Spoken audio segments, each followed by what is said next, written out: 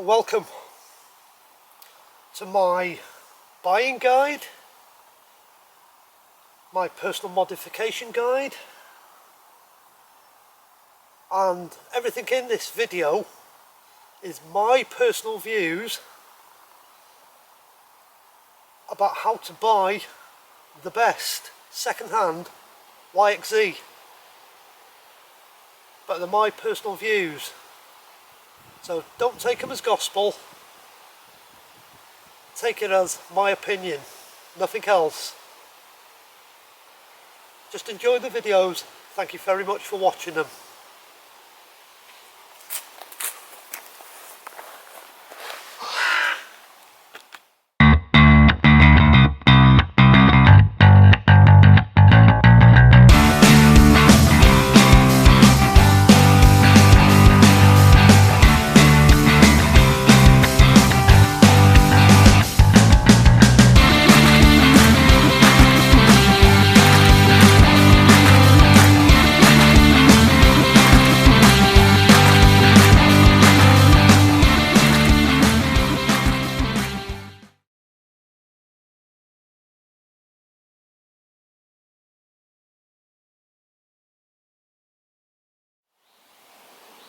What I'm going to look at today is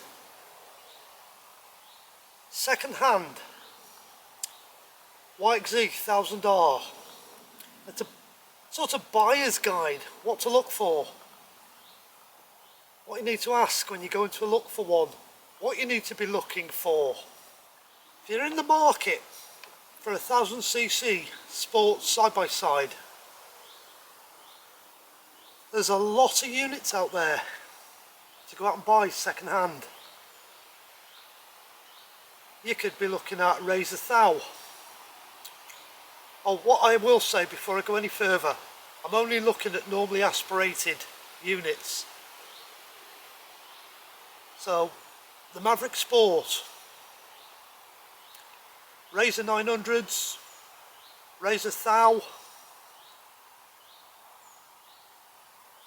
I'm sure Can-Am make a Maverick without a turbo, an X3. I'm not 100% sure on that, but I think they do.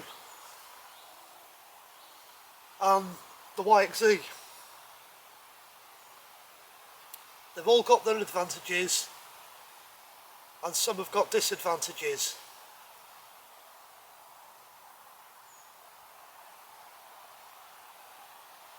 But the first thing you should be looking at if you're buying second hand, because we're not all in the same boat where we can go out and buy a brand spanking new unit. Not everybody can afford to go and lay 20 grand out on a brand new unit. But sometimes, if you're willing to spend some time and have a good look around, there are some very, very good second-hand units out there. But you do have to consider, what do you intend to use your side-by-side for?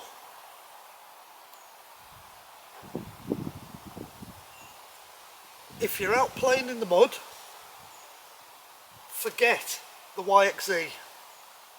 All you'll end up doing is destroying clutches. If you're out looking to do slow rock crawling and very, very technical, forget the YXZ. There are better units for it. You're better with a CVT. And then it all comes down to brand preference. A Can-Am, maybe the new Terex, but I don't think you're going to find one of them second hand yet. Same with the Honda Talon. I don't think you'll find a second-hand one of them on the market just yet. They've not been out long enough. You definitely find Maverick Sports. But then again, the Maverick Sport's not that an expensive unit to buy brand new. So you might be looking at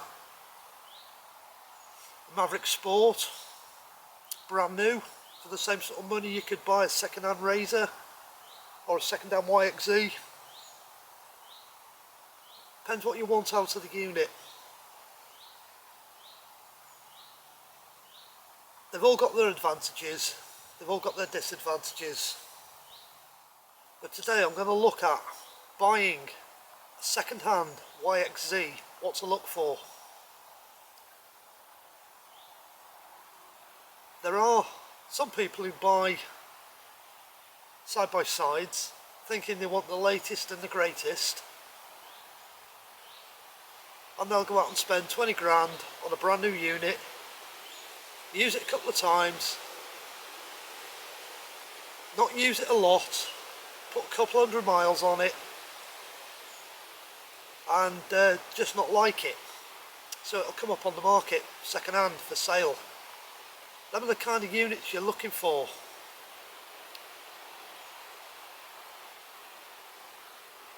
What you're also looking for is one, preferably, that's not been modified.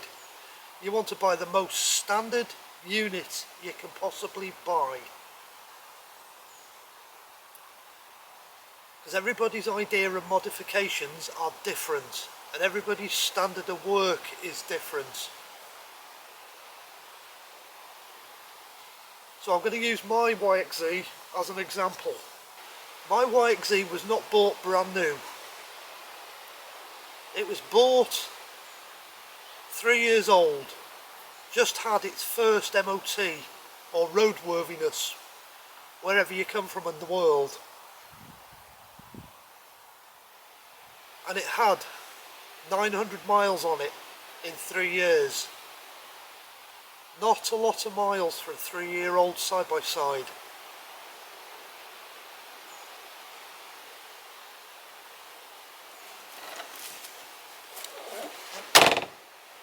Somebody had obviously spent some money on my YXZ.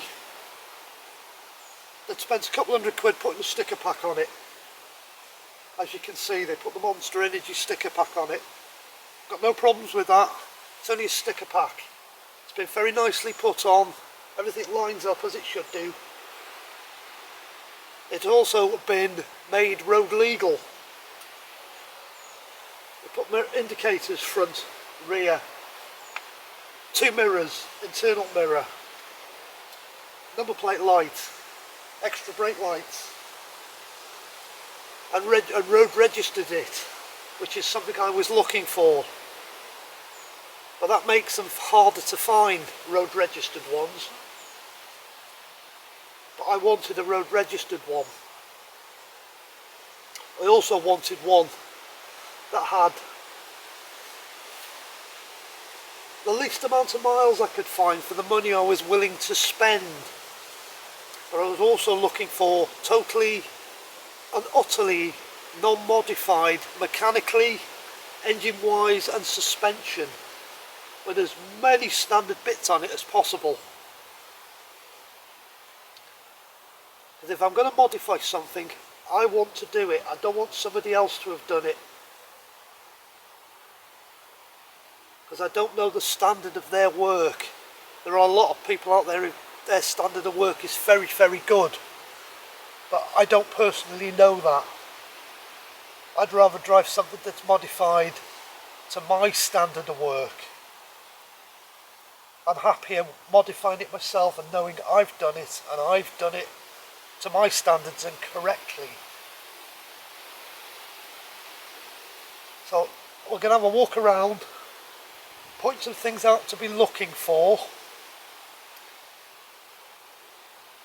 General condition of the unit. Does it look like it's been abused? Does it look like it's been looked after? Is it clean? Has it been used off-road or has it not?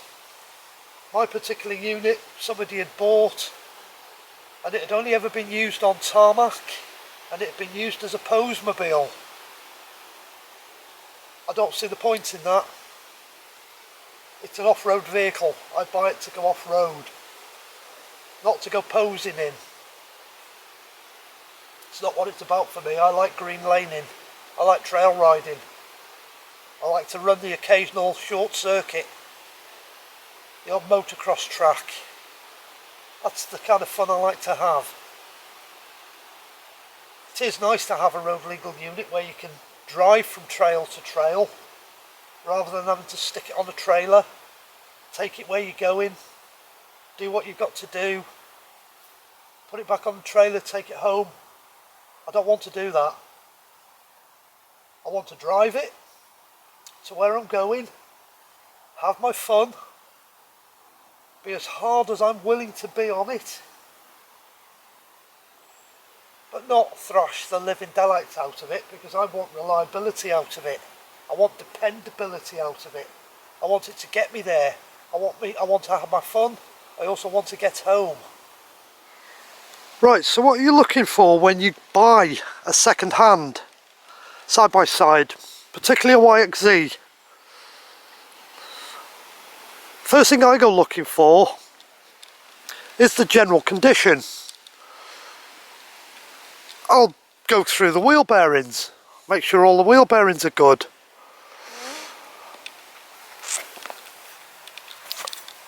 I'll have a good look at the condition of the CV gaiters, check all my drive shafts, make sure there's no excess play in them. I'll be looking at the condition of the wishbones, there's no kinks, there's no stone chips on them. I'll be looking for grease leaking out of ball joints. Hopefully they're all okay. I'll be looking at the condition of the brake calipers and the brake hoses and the brake pads. And I'll be having a look at the brake discs to make sure they're not scored and worn. I'll have a look at the shock absorber, make sure it's not leaking. And that the original shock absorbers that came with it out of the factory.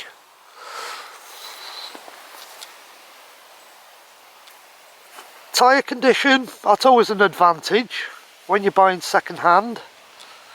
Hopefully somebody's put a new set of tyres on it before you come and buy it. Which in my case I was very lucky, somebody had put 4 brand new tyres on it. So you've got to have a look at the condition of the tyres. Has somebody run down the side of rocks with the tyres and damaged the sidewalls? Have they bashed the rims?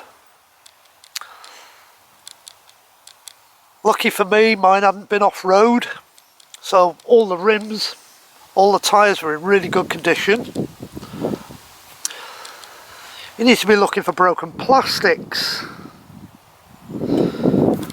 Make sure all the plastics underneath are in good condition and nothing's missing. All the clips are in, all the bolts are in. General condition of the chassis. Make sure everything fits. Make sure everything shuts as it should.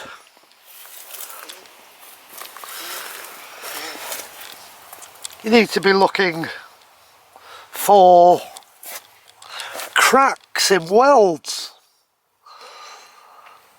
No bent trailing arms. No kinks in the chassis. You need to make sure that the engine's been serviced. Check the oil. Make sure there's no exhaust leaks. You preferably want to buy with a standard exhaust, because if you're going to change your exhaust, you've got your preferences to make and manufacturer.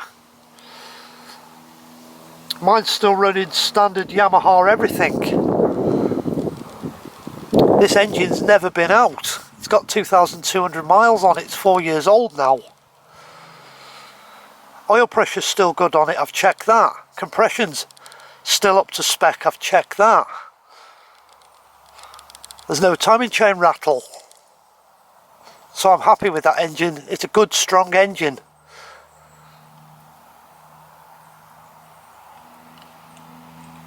I'm not going turbo, so I'm not going to worry about the problem people are having with conrods, where they put turbo on with a 16, 17 or an 18 motor. They're prone to snapping conrods. 19s, 20s, they've got the turbo rods in them out of the factory. But if you're handy with a spanner and you want to strengthen your engine up and it's getting a bit tired, it's an easy engine to get out. The parts are relatively cheap. There's nothing wrong with honing the barrel, putting a set of rings on the pistons, putting a set of turbo con rods in, reshelling the engine, new timing chain, tensioners, rebuild it, put it back in. If you want to leave it normally aspirated, you know full well you've got a super strong engine. But stock, if you leave them standard, they're super strong. There's nothing wrong with these engines. They're an amazing engine. Again, when I come round to the back, I'm looking at the condition of mounting points for suspension. General condition of the underneath, where all the stones get thrown up. I'm checking the condition of CV joints, inner and outers, again rear calipers, brake discs rear. Condition of all my wishbones. Checking for cracks and out on all the tabs. Condition of the rear tubes, making sure they've not been reversed into something and twisted and bent, or there's any signs that it's been used for big jumps. Stress the frame out too much. Make sure there's no leaks out the rear differential. Make sure it's not making any weird noises when you test drive it. I did have one problem in my rear diff when I went to change the oil. It had been done at some stage, the oil change. Somebody hadn't taken the guard off, and the drain plug had stripped out of the casting. So I have had to take the diff out, helicoil it, and put a new plug in it. Other than that, that diff is year 16 and original.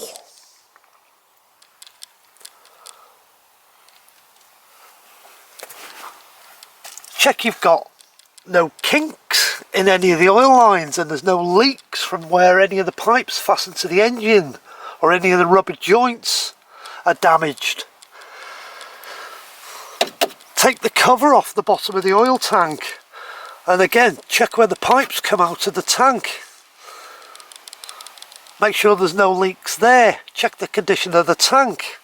Make sure somebody hasn't bent the bottom of the tank where they've taken the drain plug out, tightened it up too tight, and then on the next oil change twisted the bottom of the tank, because they are very thin. So it's just another thing to look at. Make sure the tank's not damaged. Anti-roll bar mounts. Make sure the anti-roll bar hasn't shifted across. Make sure the bushes are good. Make sure all the links are in good condition.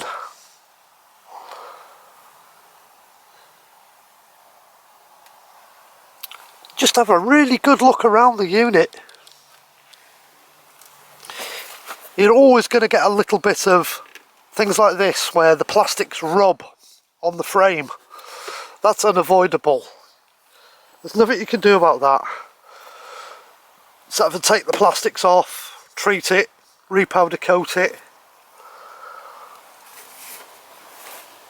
Maybe one day if I strip it back down to a bare frame to gusset the frame, if I ever get round to doing that. I'll get the frame repowder coated. But for now I'm not going to worry about that.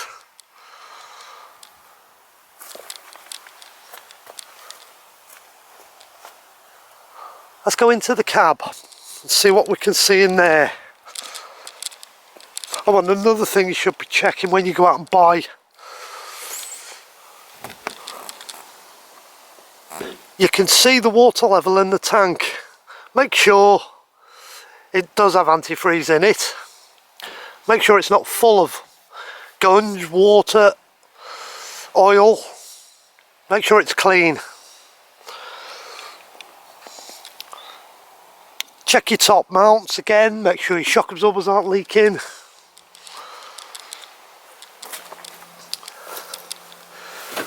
Let's go into the cab. Mine still lives on standard seats. Make sure they're there. Make sure they're bolted in securely.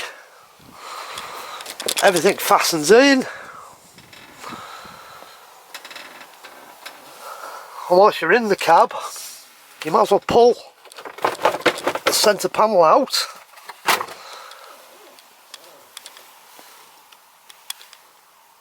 Just have a good look at the electrics under here, all the fuses, all the relays. Make sure nobody's been splicing wires in, damaging the loom. Make sure it's all original. All the modifications you see in here are modifications I've done.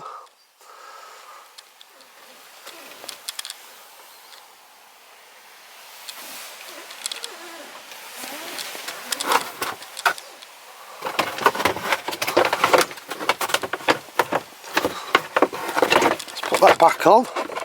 It's not that easy with one hand. In fact, I'll do that afterwards, don't worry about that for now.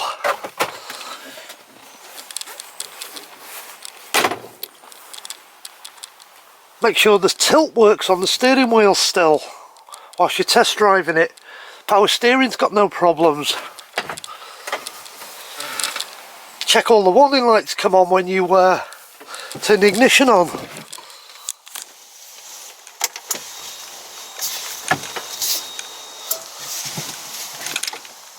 You do need the engine running for the power steering to be working, so let's just give it a yank.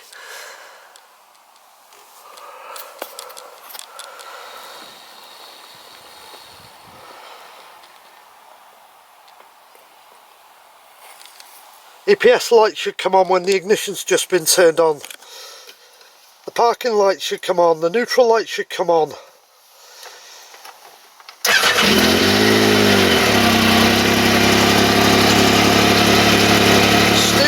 Nice and light.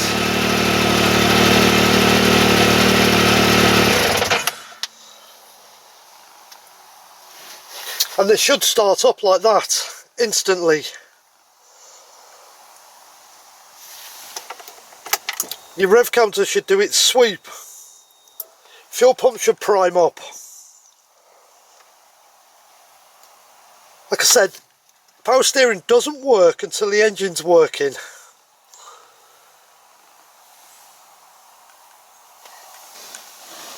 Whilst you're in the cab, check your throttle. Make sure it's nice and smooth. Make sure the brake pedal's nice and firm. Ask who you're buying it off. Has he ever done a clutch on it? Is it still original? Has he upgraded it? Because the clutch, standard clutch on these is so light.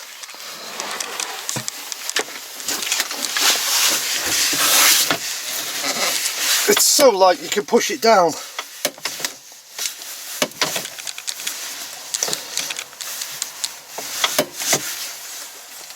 It's very, very light, the clutch, in OE format.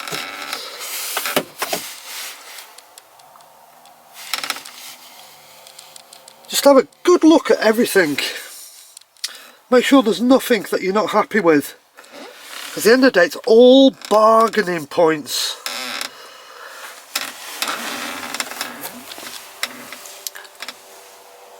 As long as it's reasonably clean, because you can never keep one of these things 100% clean, you shouldn't go far wrong.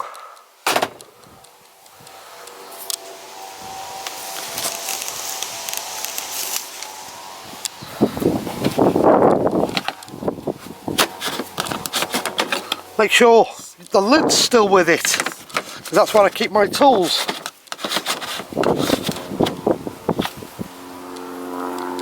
Check the roll cage isn't twisted or bent, because these 2016, 17, 18s, the cages are notoriously weak. Especially if you roll one over, you can tweak a cage.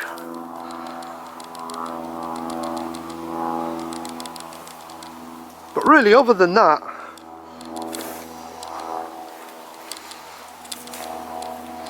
there's not a lot to go wrong on the YXZ. Just noticed I've left the ignition on. There's not a lot to go wrong with them. They're pretty bulletproof.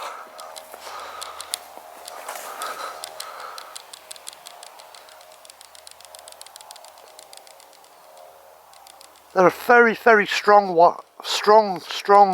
side by side.